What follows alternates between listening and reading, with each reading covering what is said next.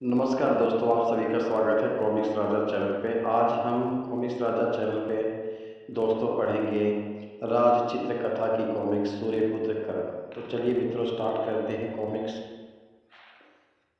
अपने विवाह से पूर्व पितृगृह में महाराज कुंती भोज की पुत्री कुंती ने ब्रह्म ऋषि दुर्वासा का हार्दिक अतिथि सत्कार किया। मैं तुम्हारी सेवा सती प्रसन्न हूँ पुत्री, बोलो तुम्हारा क्या शुभ करूँ। हे प्रभु, मेरी सेवा से आप प्रसन्न हैं, इससे बड़ा शुभ मेरे लिए और क्या हो सकता है श्रीमान। त्रिकालदर्शी ऋषि दुर्वासा ने कुंती के भविष्य संकट को ध्यान में रखकर उसे एक वशीकरण मंत्र दिया। सुबह भविष्य में तुम्हें इस मंत्र की आवश्यकता पड़ेगी। तुम इस मंत्र द्वारा जिस जिस देवता का आह्वान करोगी उसके द्वारा उसके गुणों के अनुरूप तुम्हें एक पुत्र प्राप्त होगा। मंत्र देकर दुर्वासा मुनि तो चले गए, पर कुंती के मन में एक कौतूहल छोड़ गए। मंत्र द्वारा देवता का आह्वान करने पर क्या वे आ सकते हैं, इसका परीक्षण करना चाहिए। कुंती सोच में पड़ जाती है। कौतूहलवश कुंती ने मंत्र की परीक्षा लेने के लिए सूर्यदेव का आह्वान किया। ओह सूर्यदेव तो मेरे निकट आ रहे हैं, इनका तेज मैं कैसे सहन कर पाऊंगी। सूर्य ने अपना तेज समेटा और भद्रे, मैं सूर्यदेव ब्रह्मा ऋषि दुर्वासा के मंत्र से बंधा तुम्हारे सम्मुख उपस्थित हुआ हूँ। बोलो मैं तुम्हारा क्या प्रिय करूँ पुत्री। प्रभु, मैंने जिस जिज्ञासावश आपका आह्वान किया, मुझे कुछ नहीं चाहिए, मैं क्षमा चाहती हूँ, आप लौट जाएं प्रभु। तभी सूर्यदेव ने हाथों में एक सुंदर बालक प्रकट हुआ। नहीं, मैं कुमारी हूँ प्रभु, इस बालक को स्वीकार नहीं कर सकती। नहीं भद्रे, तुम्हारा यह आह्वान व्यर्थ नहीं जाएगा, मेरा यह अंश तुम्हें स्वीकार करना ही होगा, अन्यथा तुम्हारा और तुम्हारे पिता का विनाश हो जाएगा। लेकिन इस पुत्र की माता होने के उपरांत भी तुम्हारा कौमार्य अक्षत रहेगा भद्रे। दिव्य कुंडल और कवच से युक्त इस तेजस्वी बालक का तिरस्कार मत करो, इसे स्वीकार करो देवी। बालक को कुंती के पास छोड़कर सूर्यदेव अंतर्ध्यान हो जाते हैं। कुंती सोच में पड़ जाती है मित्रों। हे भगवान, यह मैंने कैसा अनर्थ कर डाला। अब मैं समाज को किस मुंह से बताऊंगी कि यह बालक किसका है। विवाह से पूरे कुमारी कन्या का मां बनना तो घोर पाप है। लोकलाज से डर के कुंती ने बालक को अपनी धाय की मदद से मंजुआ में रखकर नदी में बहा दिया। मुझे क्षमा करना पुत्र, परमात्मा तेरी रक्षा करे मेरे बच्चे। दाई कहती है। बालक बहता हुआ चंपा नगरी के निकट पहुंचा। वहां हस्तिनापुर राज्य के सारथी आर्यन ने कौतूहलवश मंजूषा को पकड़ा। आह, कितना सुंदर बालक है, पता नहीं किस निष्ठुर मां ने इसे पानी में बहा दिया। अधिरथ की पत्नी राधा बालक को देखकर फूली नहीं समाई, वह तो मानो खुशी से उछली पड़ी। स्वामी, इसके शरीर पर जन्म से ही विचित्र कवच कुंडल है, मैं इसे पालूंगी और इसका नाम वसुसेन रखूंगी। वसुसेन धीरे धीरे बड़ा होने लगा और कानों में कुंडल होने के कारण उसका नाम कर्ण पड़ गया। कर्ण, संभाल इसे। उधर कुंती का विवाह हस्तिनापुर के महाराज धृतराष्ट्र के छोटे भाई पांडु से संपन्न हुआ। पांडु की दूसरी पत्नी का नाम माद्री था। एक दिन, प्रिय, एक मुनि के शाप से मैं संतान उत्पन्न करने में असमर्थ हूँ। स्वामी, दुर्वासा मुनि के वरदान से मैं मंत्र द्वारा देवताओं का आह्वान करके संतान प्राप्त कर सकती हूँ। स्वामी की आज्ञा से कुंती ने धर्मराज से युधिष्ठिर, पवन देव से भीम, देवराज इंद्र से अर्जुन और माद्री से अश्वनी कुमार से नकुल सहदेव पुत्रों को प्राप्त किया। पांडु के बड़े भाई धृतराष्ट्र नेत्रहीन थे। महर्षि व्यास के आशीर्वाद से उनकी पत्नी गांधारी ने 100 पुत्रों को जन्म दिया। उनमें सबसे बड़ा दुर्योधन था। धृतराष्ट्र ने नेत्रहीन होने के कारण पांडु हस्तिनापुर का शासन अपने अनुज विदुर और ताश्री भीष्म की सहायता से चलाते थे। ताश्री, मैं बच्चों के साथ कुछ समय के लिए वन विहार के लिए जा रहा हूँ, तब तक आप यहाँ राजकोष देखें। जाओ पुत्र, पर शीघ्र लौट आना। परंतु वन विहार से पांडु वापस नहीं लौटे। मुनि के शाप के कारण वन में ही उनकी मृत्यु हो जाती है। माद्री अपने पति के साथ सती हो गई और कुंती बच्चों के साथ राजधानी लौट आई। धैर्य रख पुत्री, विधाता की ऐसी ही इच्छा थी। भीष्म ने राजगद्दी पर धृतराष्ट्र को बैठाया और सारी व्यवस्था अपने हाथों में ले ली। विदुर पांडु पुत्रों की शिक्षा दीक्षा का प्रबंध भी गुरु द्रोणाचार्य के आश्रम में कर दो, जो आज्ञा तात श्री। गुरु द्रोणाचार्य से आश्रम में कर्ण की शिक्षा का प्रबंध भी अधिरथ ने महाराज की आज्ञा से करा दिया। एक दिन दुर्योधन ने कर्ण से कहा, कर्ण, धनुर्विद्या में तुम अर्जुन से कम नहीं हो, परंतु मैं देख रहा हूं गुरुदेव अर्जुन का ज्यादा ही पक्ष लेते हैं। तुम अपना पक्ष क्यों नहीं रखते? तुम ठीक कहते हो मित्र, मैं गुरुदेव से इस बारे में बात करूंगा। कर्ण ऐसा कहता है। तत्पश्चात कर्ण गुरु द्रोण के पास पहुंच जाता है और वह कहता है, गुरुदेव आपके लिए सभी शिष्य समान हैं, मुझे भी अर्जुन की भांति ब्रह्मास्त्र का ज्ञान दे। कर्ण, तुम्हारा कथन सत्य है वत्स, तुम भी शूरवीर हो, परंतु क्षत्रिय और तपस्वी ब्राह्मण ही से धारण कर सकता है।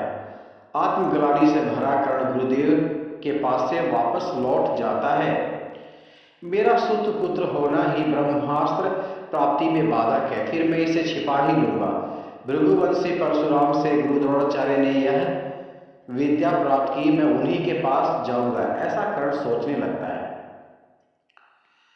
कर्ण परशुराम के पास पहुंच जाता है मित्रों, दंडवत प्रणाम करके कहता है, गुरुदेव मैं ब्राह्मण हूँ, आपके पास रहकर ब्रह्मास्त्र विद्या तथा सभी शास्त्रों का ज्ञान प्राप्त करना चाहता हूँ, मुझ पर आप कृपा करें। वत्स, तुम्हारी जिज्ञासा प्रबल है, पर मैं तुम्हें कठोर साधना करनी होगी। कर्ण की सेवा और लगन से प्रसन्न होकर परशुराम ने उसे ब्रह्मास्त्र की विधिवत शिक्षा दे डाली। वत्स, ब्रह्मास्त्र का प्रयोग अपाद धर्म में ही करना चाहिए, अन्यथा इसका प्रभाव विपरीत ही हो सकता है। अपाद धर्म का मतलब जब बहुत ही ज्यादा कठिनाई हो उस टाइम पे।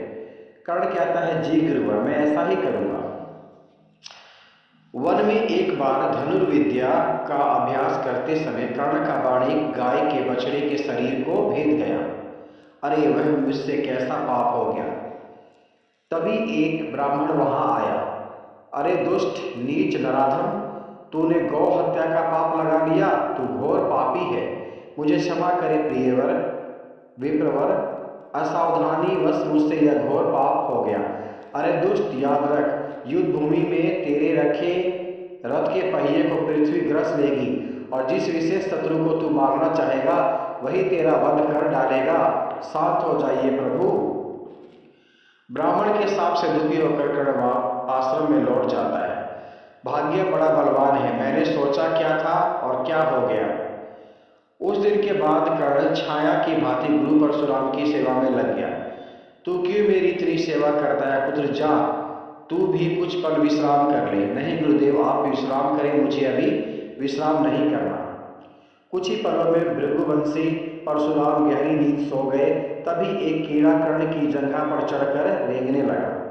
अरे दुष्ट, तू कहाँ से चला आ रहा है? मेरे हिलने से गुरुदेव की निद्रा में विघ्न पड़ गया तो मुझे बड़ा पाप लगेगा। उफ, यह तो काट रहा है। कीड़ा कर्ण की जंघा पर काटता रहा, लेकिन कर्ण दम साधे बैठा रहा मित्रों।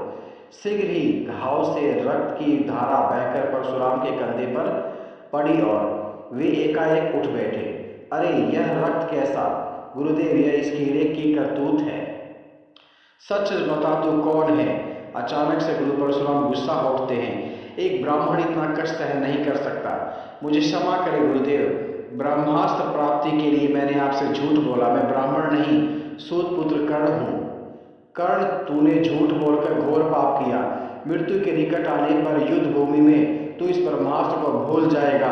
जा, चला जा, यहाँ से चला जा और कभी वापिस मत आना। ऐसा कह करके गुरु परशुराम ने कर्ण को आश्रम से बाहर निकाल दिया। कर्ण वापिस हस्तिनापुर लौट आता है मित्रों। आओ मित्र, तुम्हारा स्वागत है।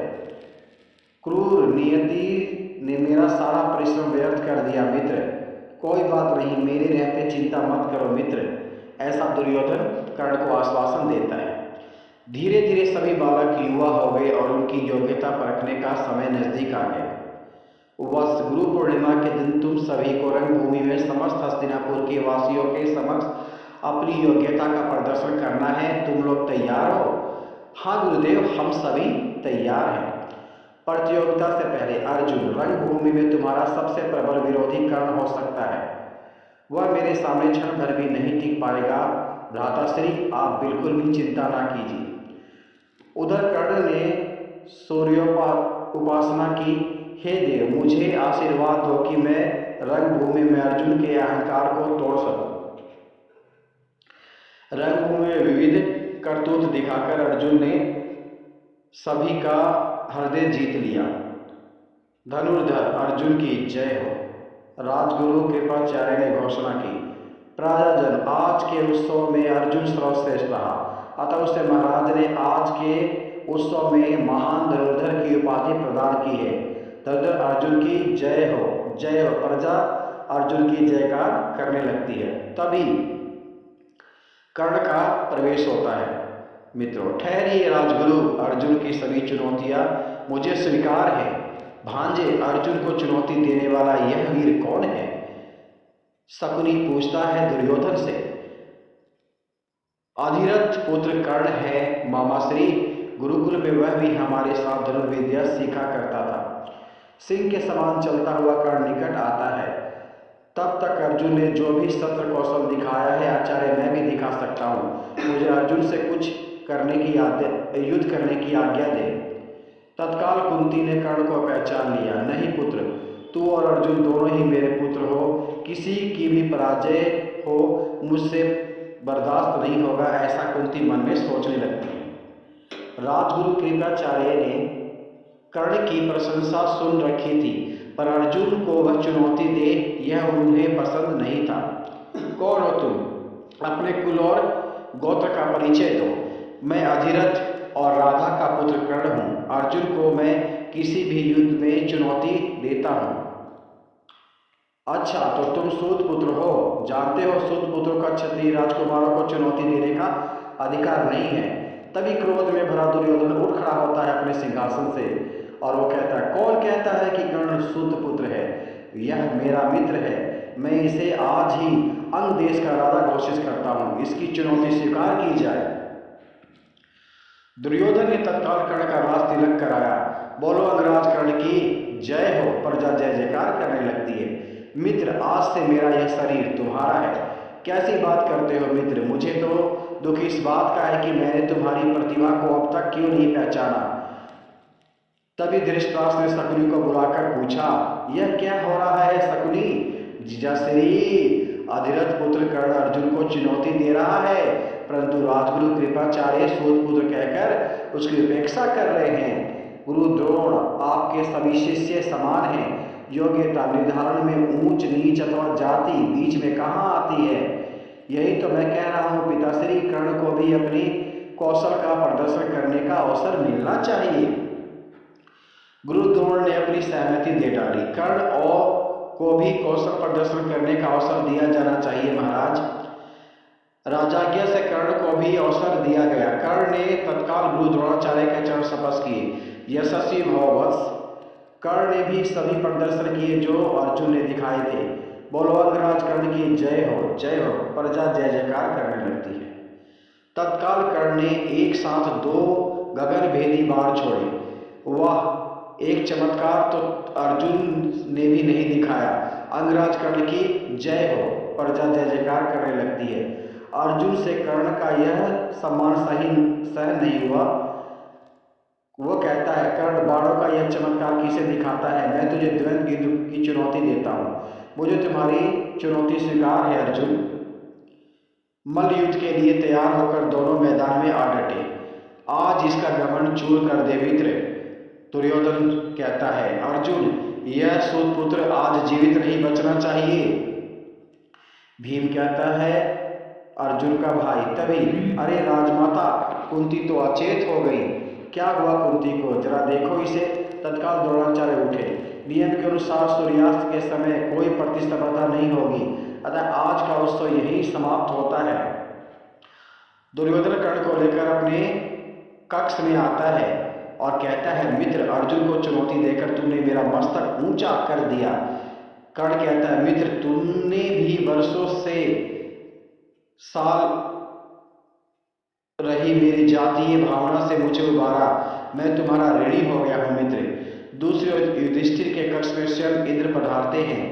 चिंता छोड़ो पुत्र युधिष्ठिर, मैं जानता हूं जब तक कर्ण के पास कवच कुंडल है तब तक उसे कोई पराजित नहीं कर पाएगा, परंतु वह दानवीर है, वे कवच कुंडल मैं उससे मांग लाऊंगा।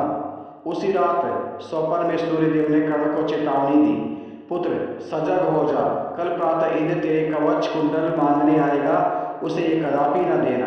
प्रातः पूजा के बाद,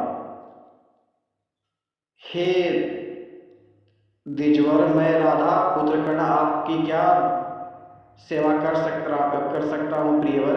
बस मैं तुम्हारी दान कीर्ति सुनकर यहाँ पे आया हूँ, मुझे तुम्हारे ये दिव्य कवच कुंडल चाहिए, क्या दे पाओगे तुम मुझे ये? दूसरे क्षण, ये लीजिए देवराज, आपने मुझे जैसे तुच्छ व्यक्ति से कुछ मांगकर मेरा मान बढ़ाया है, तुम धन्य हो। बस तुमने सिद्ध कर दिया कि तुम्हारे द्वार से कोई खाली नहीं जाता, मैं तुम्हें कुछ देना चाहता हूँ। इंद्र अपने वास्तविक रूप में आ जाते हैं। उन्होंने कर्ण को अपना अमोघ शक्ति दी। यह लो बस, प्राण संकट के समय ही इस अमोघ शक्ति का प्रयोग करना, इसका प्रयोग एक बार ही किया जा सकता है।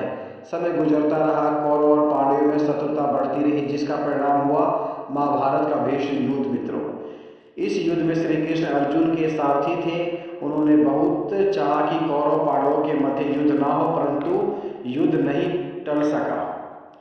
कौरवों के सेनापति पितामह भीष्म थे। दोनों ओर की सेनाएं गाजर मूली की तरह कटती रही, रक्त की नदियां बहती रही।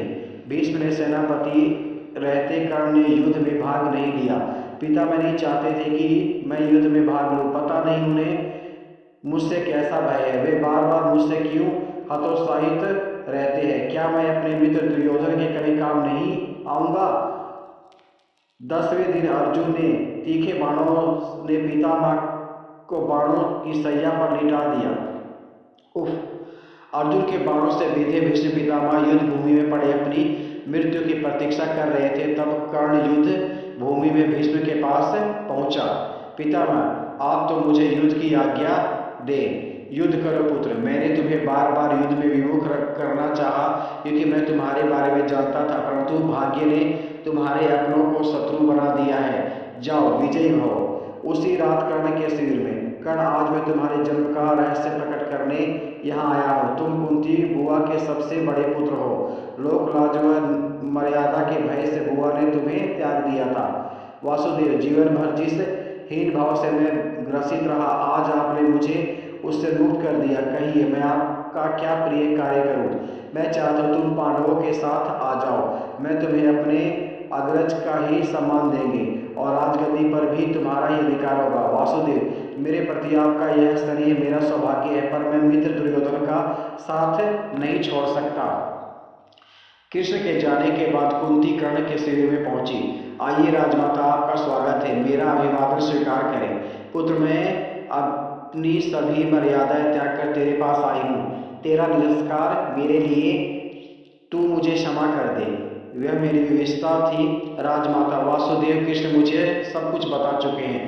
आप मेरे जन्म देने वाली माता हो, पर पुत्र तो मैं राधा का ही हूँ। फिर भी कहिए, मैं आपके लिए क्या कर सकता हूँ? पुत्र अर्जुन तेरा अनुज है, उससे मेरा वैर मत बांध। तुम दोनों का जीवन मुझे प्रिय है। माते, आप 5 पुत्रों की माता कहलाती हैं। अर्जुन अथवा मेरे मारे जाने के उपरांत भी आप 5 पुत्रों की ही माता रहेगी। अर्जुन के अतिरिक्त मैं किसी का भी वध नहीं करूंगा, यह मेरा वचन है। विवश कुंती अश्रु बहाती हुई वापस लौट जाती है। युद्ध में कर्ण और अर्जुन के मध्य भयानक युद्ध छिड़ गया। यदि कर्ण ने इंद्र की अमोघ शक्ति छोड़ दी तो अर्जुन का बचना कठिन है। वासुदेव कृष्ण सोचते हैं।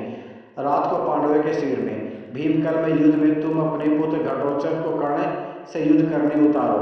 आपकी जैसी आज्ञा वासुदेव। दूसरे दिन घटोत्कच घटोत्कच के मायावी युद्ध के सामने कौरव सेना के छक्के छूट जाते हैं। दुर्योधन अपना रथ दौड़ाए हुए कर्ण के पास आता है। कर्ण इस राक्षस को खत्म करवाने था, यह भारी विनाश करेगा। बिना सोचे विचारे कर्ण ने शीघ्रता में इंद्र की अमोघ शक्ति घटोत्कच पर फेंकी। देखता हूं तो अमोघ शक्ति से कैसे बचेगा। अमोघ शक्ति सीधे घटोत्कच के सीने में प्रवेश कर गई और घटोत्कच के वहीं पे प्राण पखेरु उड़ जाते हैं मित्रों। और इस तरह कृष्ण ने इंद्र की अमोघ शक्ति से अर्जुन को बचा लिया। अर्जुन, यही अवसर है, कर्ण को खत्म कर दो। उधर कर्ण ने भी भयानक बाण वर्षा अर्जुन पर की, परंतु और मेरे सभी बाण आज खाली जा रहे हैं। अमोघ शक्ति भी मैं नष्ट कर चुका हूँ। उसी समय अचानक कर्ण के रथ का पहिया जमीन में धंस जाता है, गड़ गड़ गड़ करके। कर्ण के रथ का पहिया धरती में धंस गया। शायद ब्राह्मण का शाप सत्य होने जा रहा था। ठहरो अर्जुन, मेरे रथ का पहिया धरती में फंस गया है, मुझे उसे निकालने दो। क्या सोच रहे हो पार्थ, बाण चलाओ। वासुदेव, शत्रु के हाथ में शस्त्र नहीं है, क्या निशस्त्र पर आक्रमण करूं? यह धर्म के विरुद्ध है। युद्ध में केवल एक ही धर्म होता है पार्थ, शत्रु पर विजय प्राप्त करना। आक्रमण करो। माते, मेरा अंत समय निकट है, तेरा एक पुत्र सदैव के लिए जा रहा है। हे गुरुदेव, यदि मैंने मन वचन कर्म से आपकी सेवा की है तो आपके प्रताप से कर्ण का मस्तक कट गिरे। मुझे क्षमा करना गुरुदेव। और इस प्रकार अर्जुन के हाथों सूर्यपुत्र कर्ण का अंत होता है मित्रों। इसी के साथ ये कहानी समाप्त होती है मित्रों। देखा आपने कि किस तरह से इतना शक्तिशाली होने के बावजूद भी कर्ण की दानवीरता के कारण कर्ण ने अपने कुंडल और कवच दे दिए, जिस कारण से उसे युद्ध में मात खानी पड़ी और मृत्यु को कर्ण प्राप्त हुआ। अदरवाइज नहीं तो कर्ण ही महाभारत के युद्ध को जिता देता और कौरवों की जीत होती मित्रों। चलिए मित्रों, इसी के साथ नमस्कार मित्रों। फिर एक नई कॉमिक्स के साथ मिलेंगे आपके साथ। कॉमिक्स राजा चैनल पे बने रहिए। आप सभी का स्वागत है। Thank you very much for watching.